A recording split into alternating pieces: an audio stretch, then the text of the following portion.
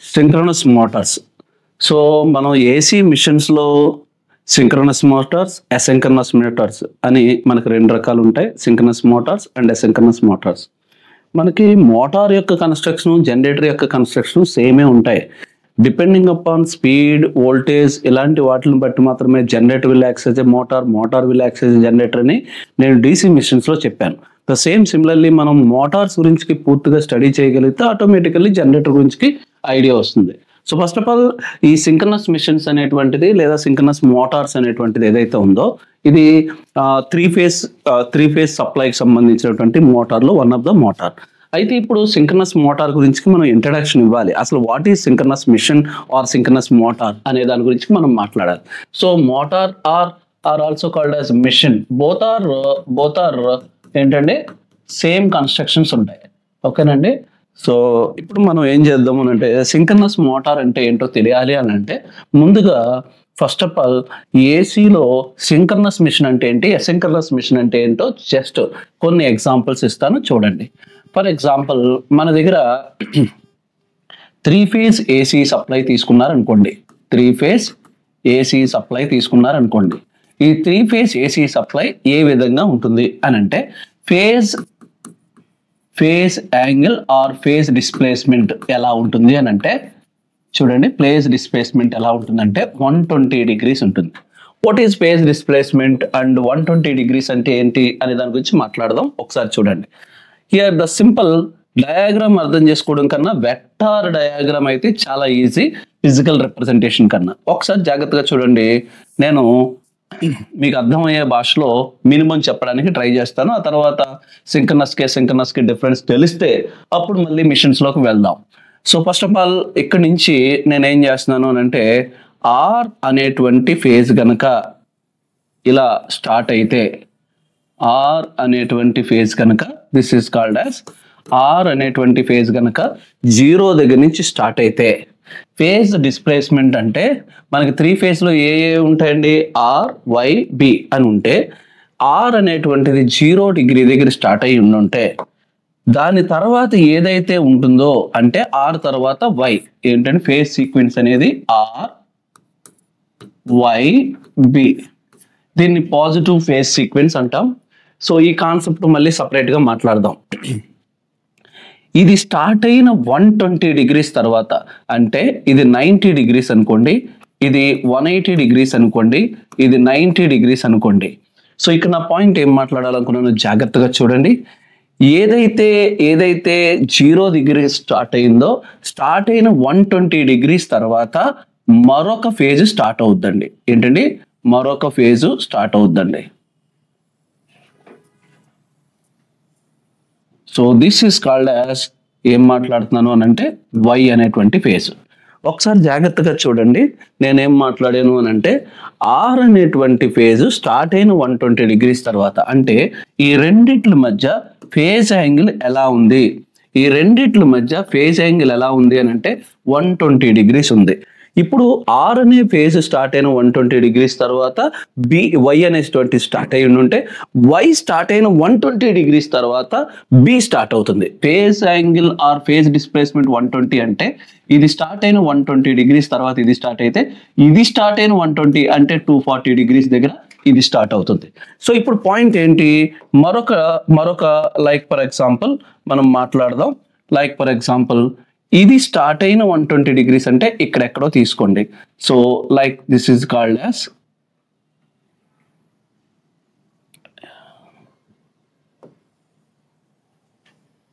ఇలా ఉంది అని అనుకోండి. ఇప్పుడు పాయింట్ ఏంటో ఒకసారి జాగ్రత్తగా చూడండి. సో అన్నీ కూడా ఇనీషియల్ దగ్గర మూవ్ అవుతాయి. ఇప్పుడు ఒకసారి జాగ్రత్తగా చూడండి. హియర్ వెరీ ఇంపార్టెంట్ కాన్సెప్ట్ ఏంట్రా అంటే నేను చూడండి ఇది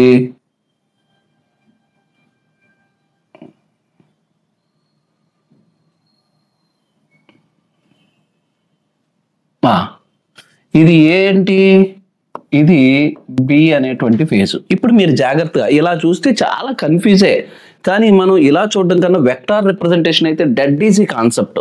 అయితే అయినప్పటికీ కూడా మనం జస్ట్ ఎక్స్ప్లెయిన్ చేయడానికి అర్థం అవ్వడానికి నేను చెప్పాలి కాబట్టి చూడండి, ఆర్ నుంచి వైకి ఎన్ని డిగ్రీస్ అంటే 120 డిగ్రీస్, ఈ వై నుంచి బికి 120 డిగ్రీస్ ఫేజ్ డిస్ప్లేస్మెంట్. ఇలా మూడు కూడా ఒకదానికొకటి 120 డిగ్రీస్ ఫేజ్ డిస్ప్లేస్మెంట్తో ఉంటాయి.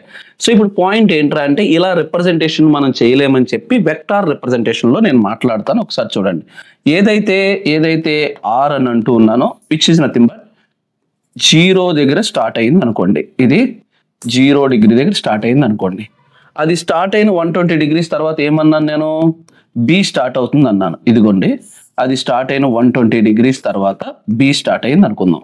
So this is nothing but R and this is nothing but Y, and ఇది స్టార్ట్ అయిన 120 డిగ్రీస్ తర్వాత ఏం స్టార్ట్ అవుతుంది అన్నాం, బి స్టార్ట్ అవుతుంది అన్నాం.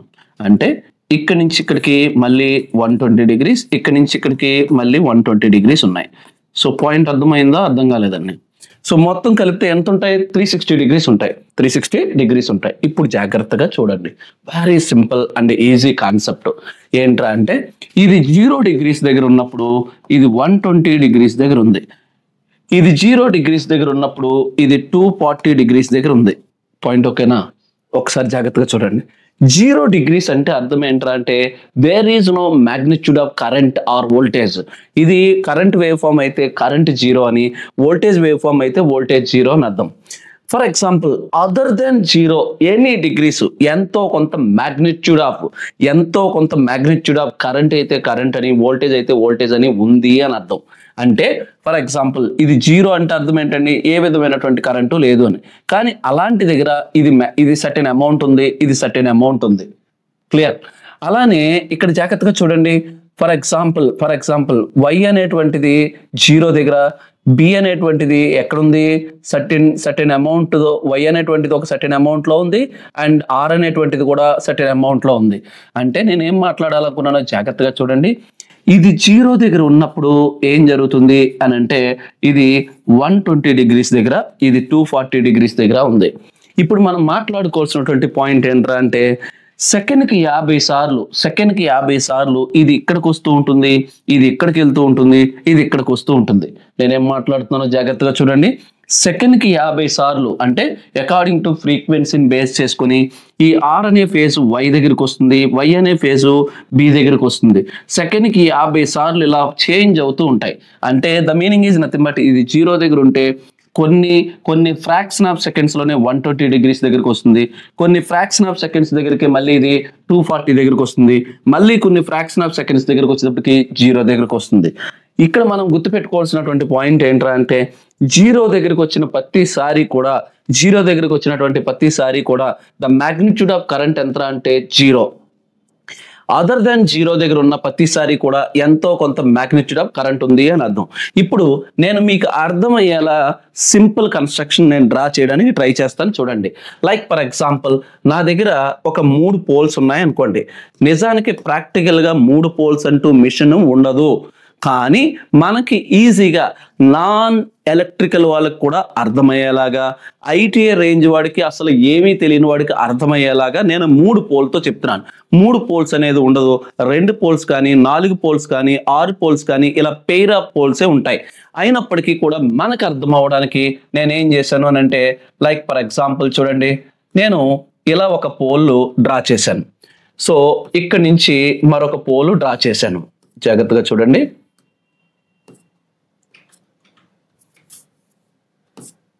ఇలా మరొక పోల్ డ్రా చేశాను అండ్ ఇలా మరొక పోల్ డ్రా చేశాను. నేను just easy understanding point of view మాత్రమే నేను ఏం చేస్తున్నాను అని అంటే ఇలా డ్రా చేశాను. ఇప్పుడు ఏం జరిగిందో ఒకసారి జాగ్రత్తగా చూడండి. ఏం చేశాను అని అంటే దీనికి వైండింగ్ని వౌండ్ చేశాను. ఎలా వౌండ్ చేశాను అని అంటే ఫర్ ఎగ్జాంపుల్ దీనికి ఆర్ అనేటువంటి వైండింగ్ని వౌండ్ చేశాను, ఓకేనా? అండ్ దీనికి వై అనేటువంటి వైండింగ్ని వౌండ్ చేశాను. ఓకే, ఎగ్జాంపుల్కి మాట్లాడుతున్నాను. దీనికి బి అనేటువంటి వైండింగ్ని వౌండ్ చేశాను, ఓకేనా? దీనికి బి అనేటువంటి వైండింగ్ని వౌండ్ చేశాను. వౌండ్ చేసి ఈ 3 ఫేజ్ సప్లైని ఈ 3 పోల్స్కి ఇచ్చాను అనుకోండి, దీని యొక్క బిహేవియర్ ఎలా ఉంటుందో చూద్దాం. లైక్ ఫర్ ఎగ్జాంపుల్ ఏం జరుగుతుంది అని అంటే, ఇనీషియల్గా ఇట్ బికమ్స్ 0 మ్యాగ్నిట్యూడ్. ఇది ఎప్పుడైతే ఇది జీరో ఉందో ఏమవుతుంది అని అంటే, ఇది మ్యాగ్నెట్ లాగా, అంటే కాయిల్కి సప్లై ఇచ్చాను, ఏ విధమైనటువంటి మ్యాగ్నెటిక్ ఫ్లక్స్ ప్రొడ్యూస్ చేయలేదు. కానీ ఇది 120 డిగ్రీస్ దగ్గర 240 డిగ్రీస్ దగ్గర ఉండడం వల్ల ఈ రెండిట్ల మధ్య ఏం జనరేట్ అయింది అని అంటే మ్యాగ్నెటిక్ ఫ్లక్స్ జనరేట్ అయింది. ఈ రెండు మ్యాగ్నెటిక్ ఫ్లక్స్ జనరేట్ అయ్యాయి, కానీ ఇది 0 మ్యాగ్నెటిక్ ఫ్లక్స్. సెకండ్లో 50వ వంతు గురించి మాట్లాడుతున్నాం. వెంటనే ఫ్రాక్షన్ ఆఫ్ సెకండ్లోనే ఇక్కడిది ఇక్కడికి వస్తుంది, ఇక్కడిది ఇక్కడికి వెళ్తుంది, ఇక్కడికి వస్తుంది అన్నాను. అంటే సెకండ్లో 50వ వంతు ఇట్ బికమ్స్ 0. ఈ రెండు మ్యాగ్నెట్ అవుతాయి. ఓకేనండి. ఇది ఎక్కడికి వెళ్ళింది? ఇక్కడికి వెళ్ళిపోయింది. ఇక్కడికి వెళ్ళడం అంటే అర్థం ఏంటి?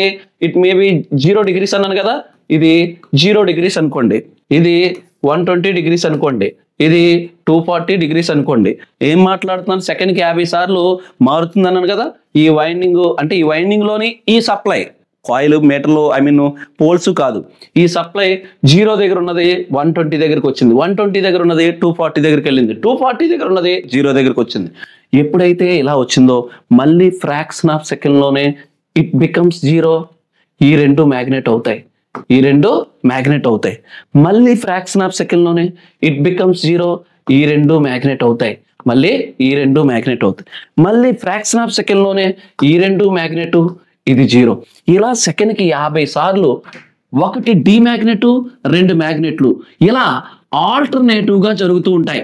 ఇలా ఆల్టర్నేటివ్గా జరుగుతూ ఉంటే సెకండ్కి 50 సార్లు ఈ మ్యాగ్నెటిక్ ఫ్లక్స్ అనేది అత్యంత వేగంగా రొటేట్ అవుతూ ఉంది. చెప్పండి, ఇక్కడ ఏం క్రియేట్ అయిందిరా అంటే రొటేటింగ్ మ్యాగ్నెటిక్ ఫీల్డ్ క్రియేట్ అయింది. ఏంటండి ఇది? రొటేటింగ్ మ్యాగ్నెటిక్ ఫీల్డ్ క్రియేట్ అయింది. క్లియరా? నేను అంటున్న పాయింట్ ఏంటో జాగ్రత్తగా వినండి. రొటేటింగ్ మ్యాగ్నెటిక్ ఫీల్డ్ అనేటువంటిది క్రియేట్ అయ్యింది, అవునా? సో క్రియేట్ అయిన తర్వాత ఏం జరిగిందో ఒకసారి చూద్దాం. చూడండి, అకార్డింగ్ టు ఫ్యారడే లా మనం ఏం చెప్పామో చూడండి. ఫ్లక్స్ వెళ్ళి కండక్టర్ని కట్ చేసిన, కండక్టర్ వచ్చి ఫ్లక్స్ని కట్ చేసిన, అందులోకి ఏం జనరేట్ అవుద్ది అన్నాం? ఈఎంఎఫ్ జనరేట్ అవుద్ది అని అన్నాం. సేమ్ సిమిలర్లీ ఇక్కడ ఏం జరిగిందో ఒక్కసారి జాగ్రత్తగా చూడండి. ఇక్కడ నేను ఒక కాయిల్ని చుట్టాను. చుట్టి ఏం చేశాను అంటే ఎగ్జాంపుల్కి నేను మాట్లాడుతూ ఉన్నాను. ఇలా కాయిల్ని చుట్టి ఇలా బయటికి సప్లై లాగాను అని అనుకోండి. ఇప్పుడు జాగ్రత్తగా చూడండి, ఈ రొటేటింగ్ మ్యాగ్నెటిక్ ఫీల్డ్ ఇక్కడ ఒక కాయిల్ పెట్టాను, దీని పేరు సంథింగ్ రోటార్ అనో ఏదో పేరు పెట్టాను. ఈ కాయిల్ని ఈ ఫ్లక్స్ వచ్చి తాకుతూ ఉంటుంది. ఈ ఫ్లక్స్ వచ్చి ఏమవుతుంది అని అంటే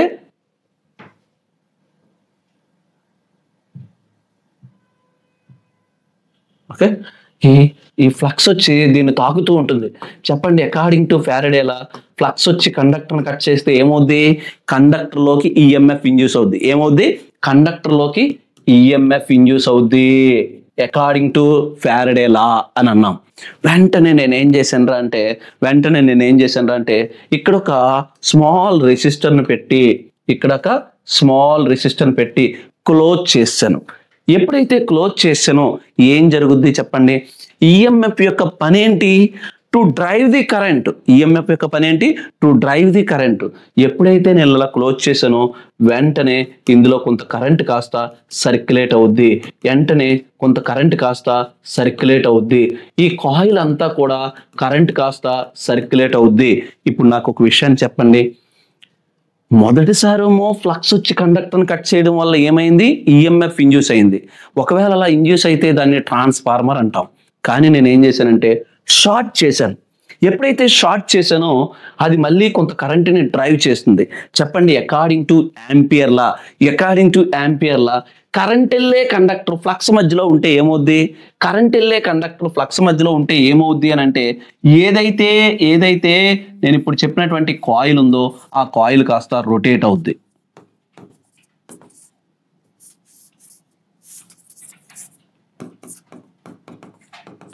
ఈ కాయిల్ ఏమవుతుందని చెప్తున్నాను, రొటేట్స్ అవుతుంది. సో ఇలా రొటేట్ అయితే ఇది ఫిజికల్గా మనకు కనపడుతుంది. ఏదైతే ఫిజికల్గా మనకి రొటేట్ అవుతుందో అది ఫిజికల్గా మనకు కనపడుతుంది. కానీ ఇప్పటివరకు చెప్పినటువంటి ఈ ఫ్లక్స్ తిరుగుతుంది కానీ ఆ ఫ్లక్స్ మనకి కనపడదు. అందుకని దీనిని రోటార్ అంటాం. దీన్ని ఏమంటారు అని అంటే, ఈ కనపడదు కానీ దీన్ని ఏమంటారు అని అంటే రోటార్ అంటాం.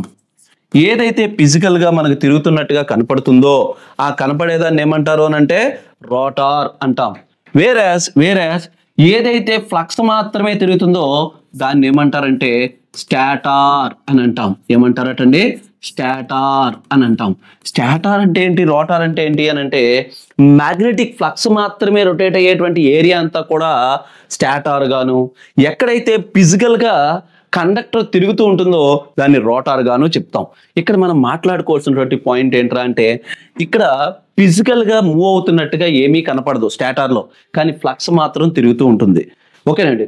కానీ ఫిజికల్గా మనకి తిరుగుతున్నట్టుగా ఉండేది ఏంట్రా అంటే రోటార్, తిరుగుతున్నటువంటిది ఏంట్రా అంటే రోటార్. అందుకని స్టాటార్లో తిరిగేటువంటి ఫ్లక్స్ని ఎన్ఎస్ అంటారు, స్టాటార్ సింక్రనస్ స్పీడ్ అంటారు. ఏమంటారు, స్టాటార్ సింక్రనస్ స్పీడ్. ఫిజికల్గా తిరిగేటువంటి దాన్ని ఎన్ఆర్ అంటారు. ఏమంటారు, ఎన్ఆర్ అంటారు. ఎన్ఆర్ అంటే అర్థం ఏంట్రా అంటే rotor speed or actual speed. ఏంటంటే రోటార్ యాక్చువల్ స్పీడ్. ఇప్పుడు నా పాయింట్ ఏం మాట్లాడాలనుకున్నాను జాగ్రత్తగా చూడండి. 3 డిఫరెంట్ ఫేజెస్ ఇచ్చానని అన్నాను కదా. ఈ 3 ఫేజెస్లో ఇది 0, ఈ 2 మ్యాగ్నెట్ అయ్యాయి, మళ్ళీ ఇది 0, ఈ 2 మ్యాగ్నెట్ అయ్యాయి, మళ్ళీ కొంతసేపటికి ఈ 2 మ్యాగ్నెట్ ఇది 0 అయింది, మళ్ళీ ఈ 2 మ్యాగ్నెట్ ఇది 0 అయింది. ఇలా సెకండ్కి 50 సార్లు ఆల్టర్నేటివ్గా అవడం వల్ల ఇది ఏమైందని చెప్పాను, రొటేటింగ్ మ్యాగ్నెటిక్ ఫీల్డ్ క్రియేట్ అయింది. ఆ ఫ్లక్స్ వచ్చి కండక్టర్ని కట్ చేయడం వల్ల కండక్టర్లోకి ఏం పుట్టింది అన్నాను, ఈఎంఎఫ్ పుట్టింది. ఆ ఈఎంఎఫ్ని డైరెక్ట్గా తీసుకోకుండా షార్ట్ చేయడం వల్ల ఏమన్నాను, కరెంట్ పాస్ అవుతుంది. కరెంట్ వెళ్ళే కండక్టర్ ఫ్లక్స్ మధ్యలో ఉంటే ఏమవుతుంది అన్నాను, తిరుగుతుంది. ఈ విధంగా మనకి ఏసీ మోటార్స్ అనేటువంటివి తిరుగుతాయి. ఇది ఫస్ట్ బేసిక్గా గుర్తు పెట్టుకోవడానికి, ఐడియా రావడానికి చెప్పాను. ఒరిజినల్గా ఎలా ఉంటాయో ఒకసారి చెబుతూనే మనకు అసలు ఈ సింక్రనస్ మిషన్ అంటే ఏంటో చెప్తాను. మీకు ఇప్పుడు ఏవైతే ఇలా పోల్స్ వేసానో కదండి. ఫస్ట్ ఆఫ్ ఆల్ ఏసీ మిషన్స్లో ఇలాంటి పోల్స్ అనేవి ఉండవు. మనకి అర్థం అవడానికి మాత్రమే చెప్పాను. ఈ టైప్ ఆఫ్ పోల్స్ని ప్రొజెక్టెడ్ పోల్స్ అని అంటాం. ఈ టైప్ ఆఫ్ పోల్స్ని ఏమంటారంటే ప్రొజెక్టెడ్ టైప్ పోల్స్ అని, లేదా సేలియంట్ పోల్స్ అని అంటాం. ఇవి ఓన్లీ డీసీ మిషన్లోనే వాడతాం తప్ప ఏసీ మిషన్లో వాడవు. మనకు అర్థం అవడానికి మాత్రమే మీకు అలా చెప్పాను. మరి ఏసీ మిషన్లో ఎలా ఉంటాయండి? ఏసీ మిషన్లో ఎలా ఉంటాయనంటే, లైక్ ఫర్ ఎగ్జాంపుల్ ఇలా స్లాట్స్ ఉంటాయండి. ఏముంటాయనంటే స్లాట్స్ ఉంటాయండి. ఈ స్లాట్స్ ఉంటే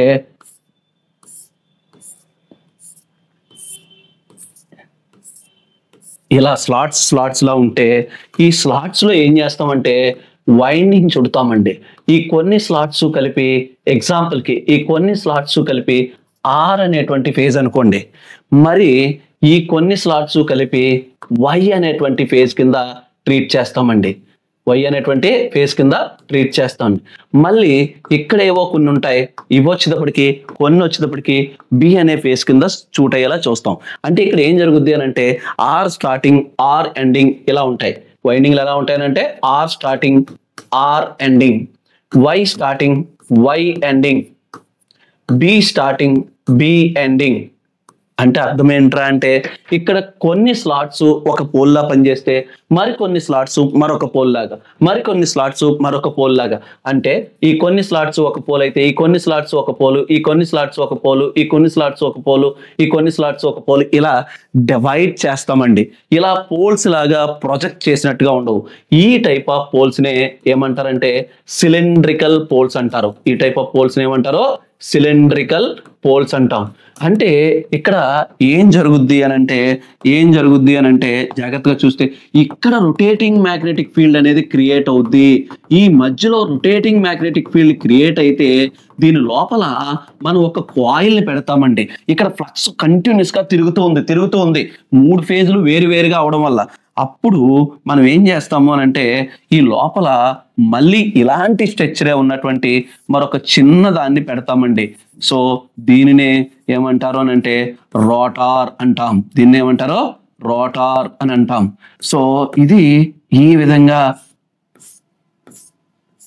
మళ్ళీ ఇలా దీన్ని తీసుకెళ్లి లోపల పెడతామండి. పెట్టి మళ్ళీ ఏం జరుగుద్ది అని అంటే దీంట్లో కూడా వైండింగ్ మళ్ళీ వౌండ్ చేస్తామండి. ఇలా వైండింగ్ వౌండ్ చేసి ఈ వైండింగ్ వౌండ్ చేసిన దాన్ని తీసుకెళ్లి మధ్యలో పెట్టాం. చెప్పండి, ఈ ఫ్లక్స్ కుదురుగా ఉండడం మానేసి కండక్టర్ని కట్ చేసింది. కండక్టర్ని కట్ చేస్తే కండక్టర్లోకి ఏం పుడుతుంది? ఈఎంఎఫ్ పుడుతుంది. ఎప్పుడైతే ఈఎంఎఫ్ పుడుతుందో ఆ ఈఎంఎఫ్ నేను తీసుకోకుండా ఒక రెసిస్టర్ పెట్టి షార్ట్ చేశాను. ఎప్పుడైతే షార్ట్ చేశానో వెంటనే ఏమవుతుంది అంటే ఇందులోకి కొంత కరెంటు సర్క్యులేట్ అవుతుంది. ఏమవుతుంది? కరెంటు సర్క్యులేట్ అవుతుంది. ఈ లోపలంతా కూడా కరెంటే సర్క్యులేట్ అవుతుంది. చెప్పండి, according to ampere law current వెళ్ళే కండక్టర్ ఫ్లక్స్ మధ్యలో పెడితే ఈ కండక్టర్లోకి ఏం డెవలప్ అవుద్ది? ఫోర్స్ జనరేట్ అవుద్ది అని చెప్పాను. ఏం జనరేట్ అవుద్ది? Force generate. ఆ విధంగా మోటార్ అనేది తిరుగుతుంది. ఇక్కడ పాయింట్ ఏంట్రా అంటే ఇక్కడ ఫస్ట్ ఏదో తిరుగుతుంది. ఏం తిరుగుతుంది? ఫ్లక్స్ తిరుగుతుంది. ఈ ఫ్లక్స్ తిరిగే స్పీడ్ని ఏమంటారంటే ఎన్ఎస్ అంటాం. వాట్ ఈజ్ ఎన్ఎస్ అని అంటే stator synchronous speed. Stator synchronous speed అంటాం. మరి ఇది ఇది ఇది తిరుగుతుంది అన్నాం కదా, దీన్ని ఏమంటారంటే ఎన్ఆర్ అంటాం. ఎన్ఆర్ అంటే అర్థం ఏంట్రా అంటే రోటార్ స్పీడ్ లేదా రోటార్ యాక్చువల్ స్పీడ్. ఒరిజినల్ గా కనపడేది ఇదే యాక్చువల్ స్పీడ్. తిరుగుతున్నట్టుగా కనపడుతుంది, నిజానికి తిరుగుతున్నట్టుగా కనపడేది ఇదే. తిరగనటువంటిది ఏంట్రా అంటే ఇది. ఏసీ మిషన్స్ లో అన్ని రకాల మిషన్స్ కి స్టాటార్స్ ఎలా ఉంటాయనంటే ఇలానే ఉంటాయి. రోటార్స్ మాత్రం రకరకాల రోటార్స్ ఉంటాయి. ఇప్పుడు మనకి ఏం తెలిసింది? ఎన్ఎస్ అనేటువంటిది స్టాటార్ యొక్క ఫ్లక్స్. ఎన్ఆర్ అని స్టాటార్ ఫ్లక్స్ తిరిగేటువంటి స్పీడు. ఎన్ఆర్ అంటే ఏంటి? రోటార్ ఒరిజినల్ గా మనకి కంటికి కనపడేటువంటి షాఫ్ట్. ఇప్పుడు జాగ్రత్తగా వినండి, ఇది తిరిగిన కొంతసేపటి తర్వాత ఇది తిరుగుద్ది, అవునా కదా? ఇది తిరిగిన కొంతసేపటి తర్వాత ఇది తిరుగుద్ది. అలా తిరిగితే దాన్ని అసింక్రోనస్ మోటార్ అంటారు. ఏంటట? ఇది తిరిగిన కొంతసేపటి తర్వాత తిరిగితే దాన్ని ఏమంటారు? అసింక్రోనస్ మోటార్ అంటారు. ఏదో ఒకటి చేసి ఇది ఏ స్పీడ్ దగ్గర అయితే తిరుగుతుందో అదే స్పీడ్ దగ్గర దీన్ని కూడా తిప్పాను అనుకోండి, దాన్ని సింక్రోనస్ మోటార్ అని అంటాం. Here very important. నేనేం మాట్లాడుతున్నానో చూడండి. మన దగ్గర రెండు వచ్చాయి. ఒకటి ఎన్ఎస్. ఎన్ఎస్ అంటే ఏమన్నాను నేను? Stator synchronous speed. ఇది దేనికి సంబంధించింది? ఫ్లక్స్ కి సంబంధించింది. ఎన్ఆర్ అంటే ఏమన్నాను నేను? Rotor actual speed. Rotor actual speed. ఇప్పుడు జాగ్రత్తగా చూడండి, very important. If very important. ఇదే కన్క్లూజన్. ఇది ఒక్కటే అర్థమైతే మనకి మిషన్స్ అన్ని అర్థమైపోయినట్టు. ఇఫ్ ఎన్ఎస్ ఫస్ట్ ఏం తిరుగుద్ది? ఎన్ఎస్ తిరుగుద్ది అంటే ఫ్లక్స్ తిరుగుద్ది. తిరిగిన కొంతసేపటి తర్వాత ఏం తిరుగుద్ది? ఎన్ఆర్ తిరుగుద్ది. ఒకవేళ అలా జరిగితే దీన్ని అసింక్రోనస్ మోటార్ అంటాం. Example induction motor. అలా కాకుండా ఏం జరిగిందో తెలియదు కానీ ఇది ఎక్కువ స్పీడ్తో తిరుగుతుంది, ఇది తక్కువ స్పీడ్తో. నిజానికి అలా జరగదు. ఏం జరిగిందో తెలియదు. ఒకవేళ అలా ఎన్ఆర్ ఫ్లక్స్ కన్నా ఎక్కువ స్పీడ్తో తిరిగింది అనుకోండి, దీనిని అసింక్రోనస్ జనరేటర్ అంటారు. ఏమంటారు? Asynchronous generator. Here very important. వీటిల్ని ఏమంటారంటే అసింక్రోనస్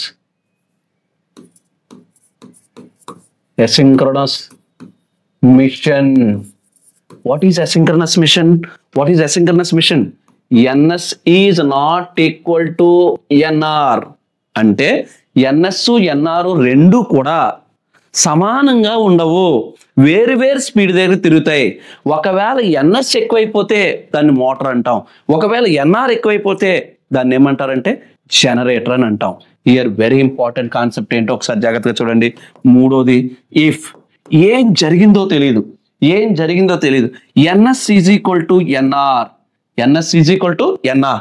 ఇది ఏ స్పీడ్ దగ్గర తిరుగుతుందో అదే స్పీడ్ దగ్గర కనుక ఎన్ఆర్ కూడా తిరిగింది అనుకోండి, వీటిల్నే ఏమని పిలుస్తారంటే సింక్రోనస్ మిషన్ అంటాం.